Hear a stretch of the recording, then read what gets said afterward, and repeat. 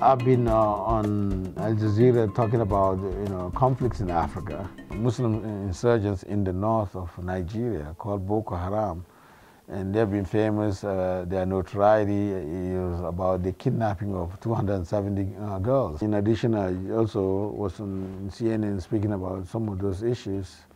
And then in terms of radio, I do BBC interviews and also the Voice of America. Most of the time, it is about the nature of conflicts that are occurring in Nigeria and sometimes in most of West Africa.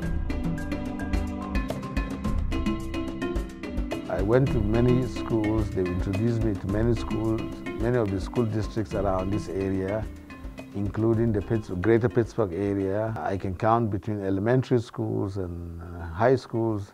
I'm sure I went to close to 200 schools over the years from 1986 to this time, to be able to talk about Africa, especially people who are interested in that, knowing very basic information about Africa. And people also ask me about Islam, and I get to talk about Islam in Africa. Our college has what we call intersession. The intersession program is in January term, so you can organize people to go abroad.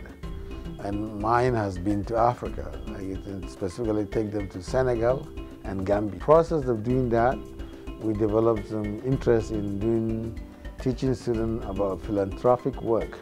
So we do a lot of things.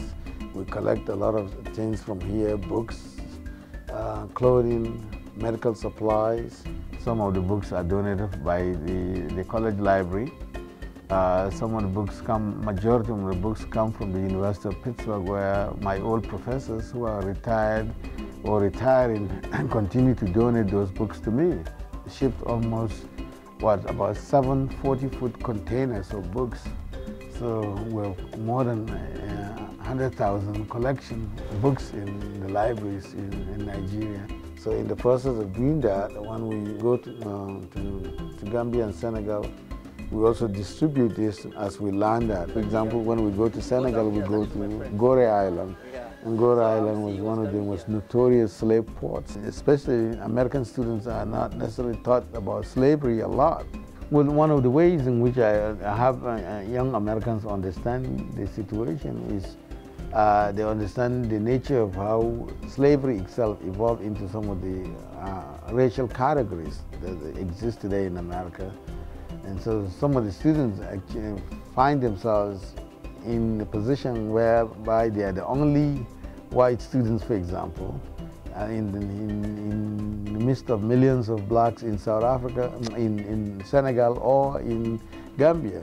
So some of them consciously understand the impact of racism, but they find themselves in a small minority of a pool of blacks, and that impacts heavily on them. I personally had always resisted taking American students to African safaris because the trip itself is an educational trip. I reluctantly take them to safaris because I don't want to reinforce that image of Africa as just a safari.